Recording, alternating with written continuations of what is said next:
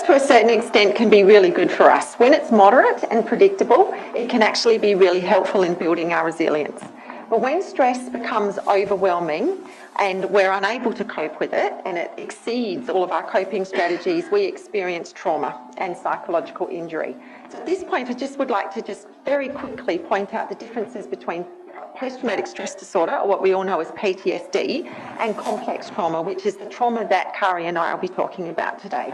So PTSD is when there is intense fear, helplessness or horror in response to exposure to extreme traumatic stressors, such as the actual risk or the threatened risk of death or serious injury, or a threat to the personal integrity of self and others.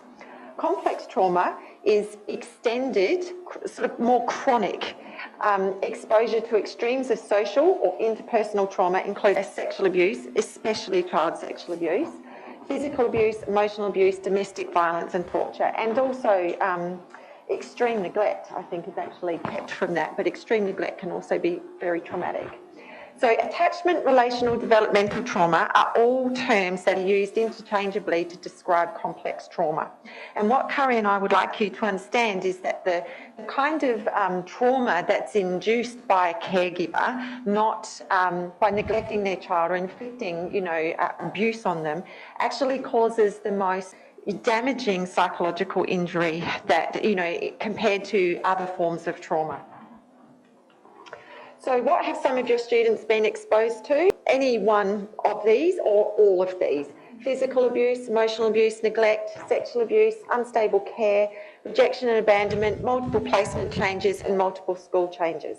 So whenever children experience these particular things, they experience fear, chaos, instability and overwhelming emotions with no one there to help them to make sense of those emotions and organise those emotions for them. So how do these experiences shape the brain? So this is a very basic diagram of the brain broken down into 4 main pieces. The brain, of course, is a lot more complex than this, but because the brain develops sequentially, and this is the most important thing to understand, the brain develops sequentially from the lower order parts of the brain, what you see up there in pink, to the higher order parts of the brain, what you see up there in blue. So if the lower parts of the brain, or any parts of the brain, lower parts, if development is interrupted or undermined in some way, the bit that sits above it will also be undermined. Okay, so think about that like you would the foundation of a house. If you get the foundation wrong, all the scaffolding and then the roof is all going to be weak. And maybe you won't see it straight away, but in a certain amount of time, cracks will appear in the building. Okay, and you just will have a structurally impaired home. And that's kind of what we're talking about here. The brainstem is involved in the very basic functions of life. So we are born with a somewhat developed brainstem because we need it for survival to live outside of the womb. So it's involved in heart rate, blood pressure, breathing, all those homeostatic things, sleep patterns, etc. Hunger, thirst, things that keep us alive. The diencephalon, next up, is involved mainly in motor movement. So children are born with some movement, but it's very staccato, and you might notice, the Moro reflex that children have, and it's very jittery. It's not smooth and it's not coordinated yet. It's still developing. Then we have the limbic system. So the limbic system is where emotional life is mainly housed. Developmental trauma actually has a profound effect on the limbic system. One of the important things to note is the limbic system also houses the amygdala, which is a structure of the brain which is highly implicated in the processing of fear and the fight-flight response. Fear and anger and the fight-flight response. And then in the blue, we have the neocortex. So the neocortex is like the CEO of the brain. This is the executive functioning area. This is where we do planning, reasoning, and all of our learning. We do abstract thought. This is what makes us able to take this abstract thought and this abstract thought and join it together and learn. And so that forms the outside edge of the brain. So in the first few years of life, there is a tremendous amount of brain development going on due to the formation of millions, billions of neuronal pathways and synaptic connections. So you can see at birth, you're born with a relatively sort of clean slate, just a little bit. You can breathe, your blood pressure's going. And then by 6 years of age, you've got a really rather dense network of neurons happening. The reason for that is because every single experience that a child is having is novel, and they will build a pathway around it. You won't necessarily need to keep that pathway. It's built there. Eventually the brain will work out, do I need this or do I not need it? If it works out that it doesn't need it because you're no longer using it, maybe it's just an experience that you had once. What it will do is it will start to, it'll realise it's redundant and it will degenerate. It will prune that back. The reason why it prunes it back is because neurons in general are very expensive for the brain to maintain. They use up a lot of glucose metabolism. Like a high performance vehicle uses a lot of petrol. Okay, so if you're not using it, this is where the premise, if you're not using it, you'll lose it comes from. If you're not using it, you'll get rid of it. What then happens is that those pathways that are being used regularly will be strengthened over time. And in this way, what happens is that children's brains become architecturally structured and organised around their experiences. So the brain ends up being almost like a reflective map of the experiences that children have had. So if you've had rich experiences at home, then you'll have a rather dense brain structure, neuronal structure happening. If it's been impoverished, you're probably going to have had over-pruning occur. This is what happens when kids are live in a neglectful home where there's not enough language being used and language pathways start to get pruned away, and then they start school and it's actually it gets much harder for them to learn language at that point.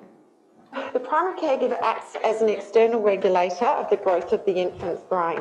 And how they do this is that whenever a child has an experience, and we previously used the experience that John Giardini used this morning. So the child went for an injection. So the child's had an experience, they've got no way of making sense of what's happened. There's an immense amount of pain flooding through their body, but they don't know what that is.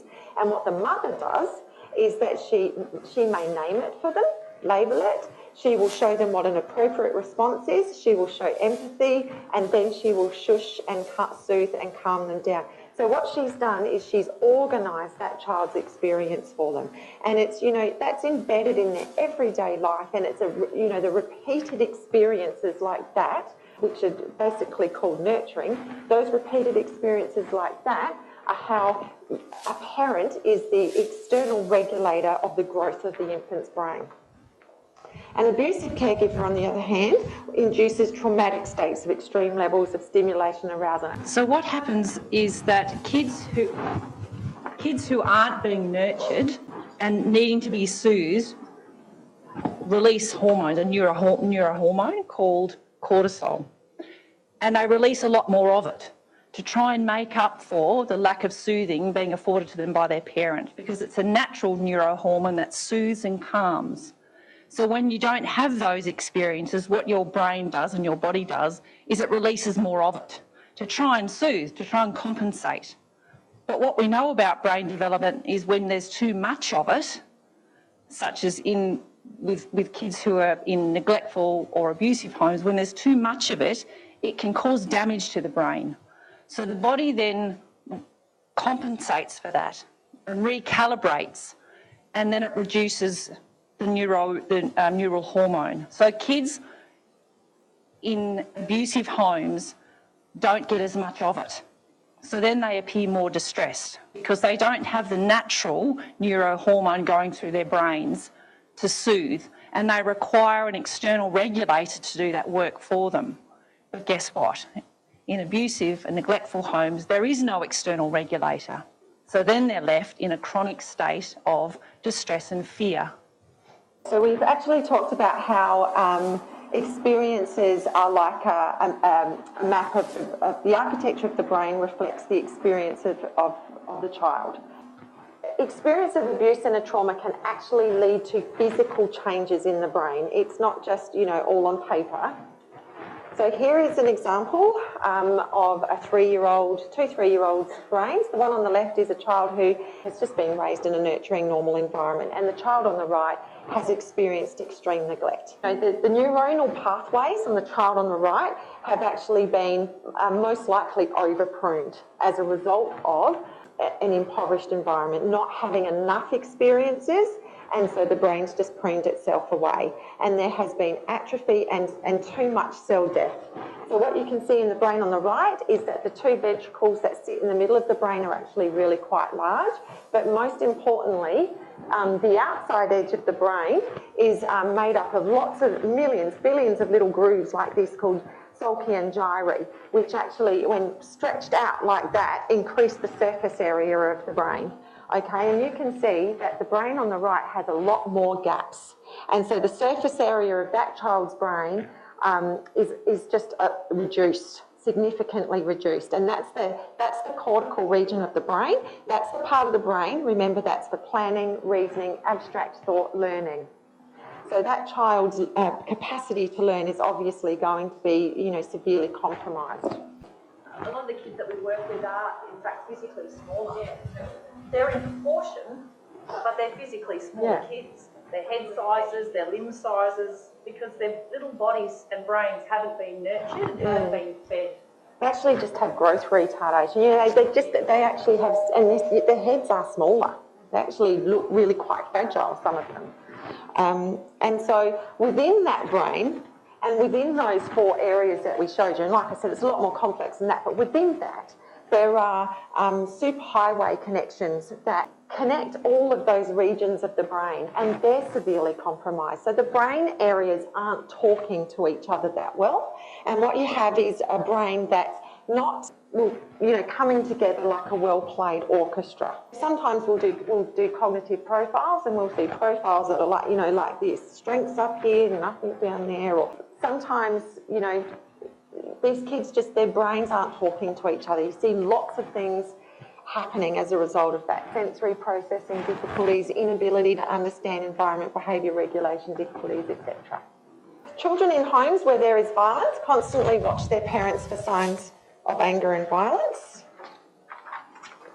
So they are hyper-aroused and they exist in a chronic state of fear. Children in homes where there is mental illness can't trust their caregivers will meet their needs consistently.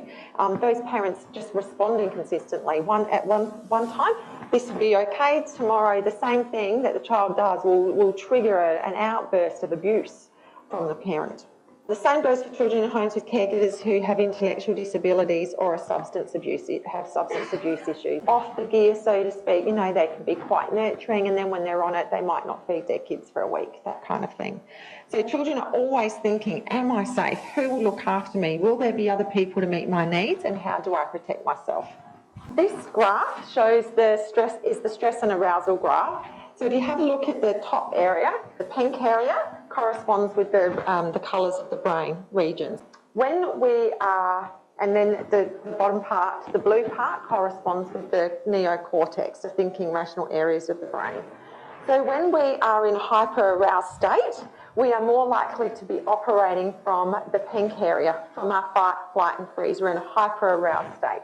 When we're in a calm state, we are more likely to be operating from in the blue area, from the neocortex. So children from non-abused homes can come to school, mostly, for the most part. They've been well fed, they've been nurtured, they can come to school, they're ready to learn. They're operating from their neocortex and they're ready to go, they're ready to learn. So they're ready to do all that selective attention stuff, for example, that John Girodini talked about this morning. Children from abused homes are operating in the pink area of the brain. Now, if you have a look at where their resting state is, you can see, so that's the top dashed line, you can see that, it takes only a mild trigger for them to be into the fight, flight or freeze.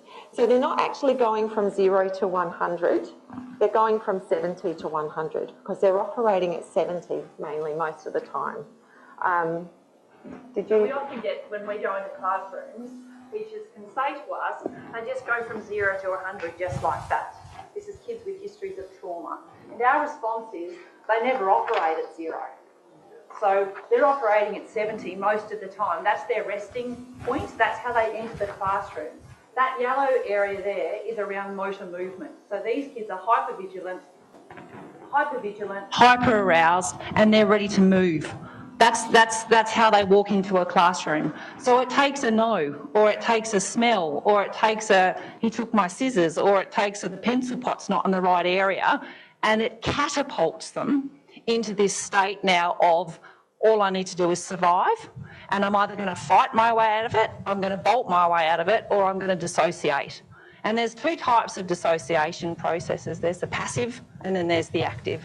So the passive is almost, we see it more in babies, they become quite limp. They look dead, but they're not. Like the mouse in the jaws of a cat, that's passive freeze. An active freeze is like the child that sits in the bottom of a wardrobe when he's hearing his domestically violent parents going for it, and he's just in a state of immobilisation but ready to do something. So kids enter the classroom like that. So it doesn't take much. And often no is a massive trigger for these kids. No, you can't do that, because they've said no a lot and no one has listened. They've said no, don't do that, and they've had horrible experiences happen to them. So no is a really significant trigger word for these kids. Behaviours, are they maladaptive or are they adaptive? So we've touched on this a bit today in the other two presentations. So when living in an abusive home, children can develop a range, or they do develop a range of behaviours that to keep themselves safe from physical, emotional harm. Because in that abusive environment, those behaviours have kept them safe and they've contributed to their survival. It's only when you take those behaviours outside of the home and sort of overlay them, put them into the school environment, that people start to say that's maladaptive behaviour. But the child can't just drop that behaviour. At the door. These kids have more of a range of maladaptive behaviours than you have behaviour management responses. And they will continue to replace this behaviour with more maladaptive behaviour. And trying to remove it is similar to trying to remove a glass of Savlon away from me on a Friday night. If you try and do that without replacing it with maybe a G&T, I'm going to come at you. So it's the same for these kids. Try and remove this behaviour from them, which is now called maladaptive at school, but it is very adaptive in their environment. You're removing their survival mechanism, and then that becomes incredibly threatening for these kids. The Iceberg model suggests that all of the behaviours we see, which are above that little wavy line there, are the child's coping mechanisms. Okay, so that will be all the, the things that we're calling maladaptive, hitting, spitting, biting, threatening, running, all of those things that are problematic for them in the school environment. Underneath that wave are the emotions that are actually driving those behaviours. Behaviour management focuses on the behaviours that we see, the behaviours that we consider to be a problem. But what we're basically saying is that you need to consider the emotions and the emotional responses that are driving those behaviours, and we need to think about those and we need to address those, because if we don't, behaviours are never really going to be extinguished no matter what we do. We're never really going to work on those things. If the behaviour is anger, hitting, stealing, sabotaging, running away, hurting, lying, self-harming, sexualised behaviours, all of those externalising behaviours that get into our face, they're actually the coping mechanisms. Whereas underneath the surface, the real issues are that the child feels worthless, alone, rejected, unloved, incompetent, unsafe, afraid, always expecting bad things, threatened and bad in the self as a person. And so they are things that actually need to be addressed if we ever want to have a chance at addressing those behaviours. We've got to get to the emotional core. Aggression is one of the behaviours that, is a very big problem for people at school, for teachers. Everyone's always got that child who is aggressive to the teachers, aggressive to the other students. So that's the behaviour, that's the coping mechanism. But underneath the surface, at the emotional core, are emotions and feelings such as, the only way I can stop you from ignoring me is to get in your face. I'm a bad kid, I do bad things. If I don't fight first, someone will hurt me, so I need to prove I'm tough. That's a little bit like John Giordini said this morning, that when he sees young men who present with lots of anger, he often finds that they're just frightened. That's exactly what that's speaking to there. People will hurt me, so I'll push them away by hurting them. And that's driven from a fear of rejection and abandonment. Stealing and hoarding food comes from... the aggression too. Aggression doesn't necessarily have to be all about a negative feeling. Some people who are aggressive because they're uncomfortable with positive feelings. So some kids with histories of trauma have had positive physiological responses to the abuse that they've experienced. So all of a sudden they're in the classroom and they're in a classroom party and it feels good, but feeling good has resulted in abusive experiences. And so now they're going to be triggered at the class party and they're going to start throwing food and they're going to start pushing and they're going to start undermining and sabotaging, because even positive feelings are uncomfortable for some of the kids that we work with, and they respond with aggression and anger. It's their way of communicating their distress, and it's their way of trying to maintain a connection with the very person that they're wanting to help regulate them. When we were working at DCP, it would often be the case that our kids, which is what we referred to them as, when they went to parties, birthday parties or whatever on the weekend, something would always invariably happen. It would unravel in some way.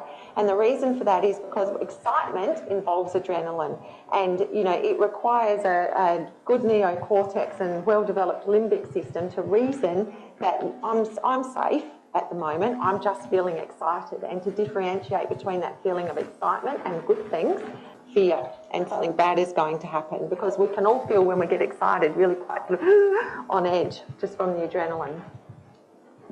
So stealing and hoarding food, as I was saying, comes from prolonged experiences of neglect, because they don't believe that food will be available or that it will be ongoingly available, and they don't trust others to provide food.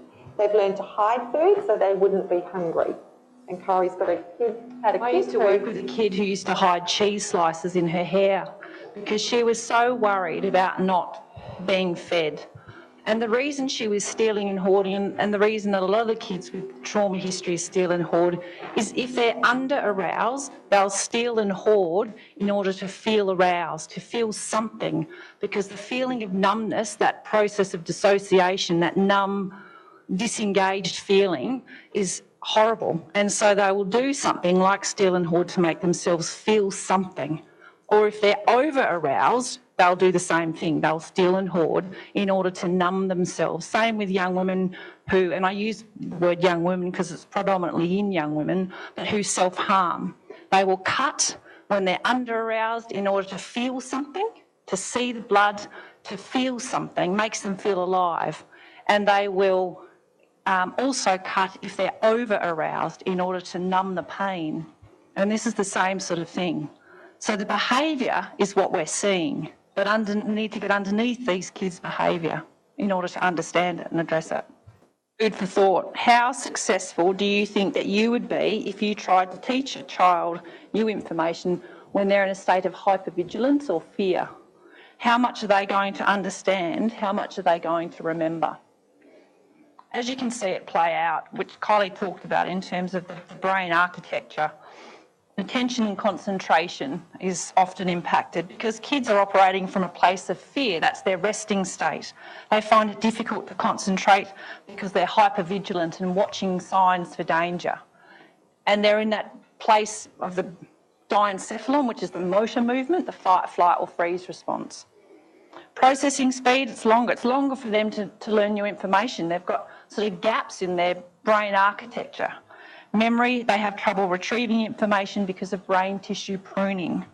Problem solving requires analytical thinking, and they rely on accessing the neocortex, which very often they don't even get to because they're operating at that place of survival.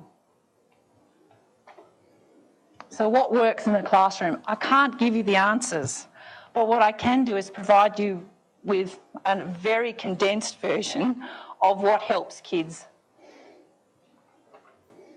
When kids are aroused, so they're stressed, upset, or scared, they're operating from their lower brain areas. So that's survival and motor movement. So their focus is on keeping safe. So offer verbal reassurance, move kids away from stimulating areas. And I know this is contentious, but I wanted to put it in with that provision of acknowledging organisational limitations, hugging and rocking. It's so important that these kids understand safe touch. You've got an intellectual age or chronological age of maybe 9, intellectual age of maybe 6 or 5, and now you've got an emotional age of a 2 or 3-year-old. You would never abandon a 2 or 3-year-old physically if they were completely and utterly dysregulated. You just wouldn't do it. You would soothe them, you would help make sense of their experiences, you hug them, you rock them. And even when we get distressed as mums and dads, you know, you often see us moving and rocking because movement's important. It recalibrates the brain, it resets the thermostat. Movement's really critical for these kids, and they can't do it by themselves. Using your relationships to create safety and stability. So if kids trust you, they'll feel safer with you. Enhance trust by showing respect, being patient, offering unconditional positive regard, and setting a calm emotional tone. Using the environment is also important to create safety and stability. Again, I'm probably not telling you anything you don't already do, but routine, structure, consistency equals predictability and safety. Remove stimulation, offer a safe place, and get kids to practice these strategies before it gets to the point where they're catapulted into a point of no return. This stuff needs to be done on a day-to-day basis. So when they are hyper-aroused and they are in a state of fight-flight, is they do this, that you try and get them to do it habitually, but they can only do it habitually through practice when they're calm. Allow kids to have some sense of control. Control is not about battling with kids, and control is them not battling with you. It's about their feelings of not feeling safe. So abused kids often have had no control over what happened to them, and people in control have hurt them. So if you try and control a kid's behaviour, it's going to trigger them and potentially, again, catapult them into an area where they're then trying to leave. Letting kids have some control over their environment and activities can help them feel safe. Control involves choices. Give choices and some sense of control appropriate to their emotional age, and offer a couple of choices. I bang on about this a lot. Connection before correction. Before correcting a child's behaviour, connect with them. By acknowledging what they're experiencing, showing empathy and reminding them of your relationship. Connections and getting rid of this language. I can't stand the language of attention seeking, the kids being manipulative. We need to reframe that language, because if you reframe the language, you have a more empathic response. So this is not about attention seeking, this is about connection seeking. Their behaviour is designed to keep them safe. If you try and separate from the child through behaviour management, again, it's going to escalate the behaviour. Base your interactions with them on their emotional age and not their intellectual age, because again, they're going to regress to a much younger age and they're going to drag you back to where it's all gone wrong, kicking and screaming. So you need to respond to that emotional need and not their intellectual age. Sue Larkey did this, and I just think it's applicable to kids with histories of trauma. It's not about providing them something. I get really frustrated when I'm told it's not fair to provide this to these kids. What's fair, what isn't fair is what's happened to them. So by providing them what they need, it just makes it fair for them. And lastly, I love this one. Fair is about giving kids what they need. That's all it is.